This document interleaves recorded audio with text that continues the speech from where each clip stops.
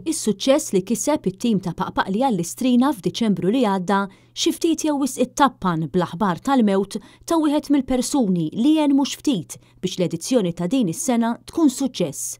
Daniele Valestri, is-sewwieq Taljan li bat żewġ Ferrari u attenda flimkien ma' grupp ta' sewwieqa tal-Ferrari minn klabb fl-Italja għal din l-attività, tilef ħajtu traġikament wara inċident ta' traffiku meta kien qed isuq Lamborghini Aventador waqt test drive f'Modena l-Italja. Is-sewwieq ta' 48 sena kien għaddej minn triq viċin il-fabbrika tal-Ferrari f'Maranello meta għal xi raġuni tilef il-kontroll tal-karozza u tkaxkar mal-100 metru bil-karozza sakemm waqaf foss mal-ġenb ta' triq. Il-karozza ħadet in-nar immedjatament u saret irmiet fi ftit ħin.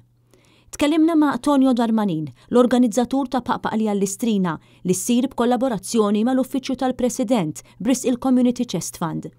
Tonio Darmanin tkellem dwar l-esperjenza ta' Valestri meta żar Malta għal Paqpaqli għall-Istrina u qal li minħabba li Valestri kien imur minn attività kummerċjali għal oħra dam ftit biex fehem il-lat volontarju ta' Paqpaqli għall-Istrina. Meta ġie hawnhekk sakemm fehem li aħna kulħadd volontarjat, kull min qed jgħin minn ħinu, kull min qed jipparteċipa minn ħinu, ma setax jifhmu dal-kunċett.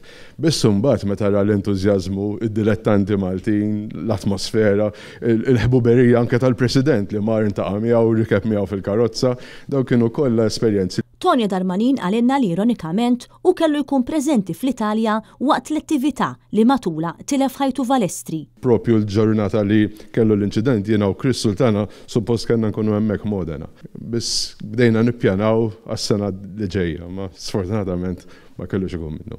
Tkellimna wkoll ma' Lara Karwana, membru fil-core team ta' Paqpaqli għall-Istrina li kellha l-opportunità titla fil-karozza ma' Valestri waqt l-attività.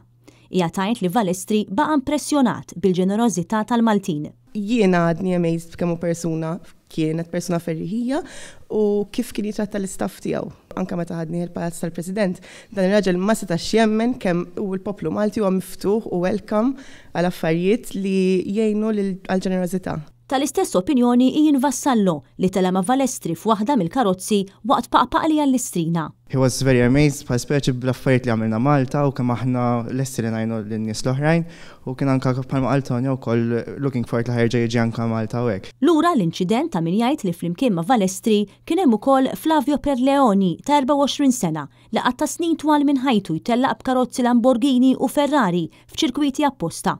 Iż-żewġ tirġiel inħarġu mill-karozza għal Pinnirin minn sit ta' fabbrika fil-viċin u tieħdu lejn l-isptar f'kundizzjoni kritika. Perleoni għadu rikoverat l-isptar fejn jinsab f'qada kritika f'koma għalkemm ma jidirx li jinsab fil-periklu li jitlef ħajtu.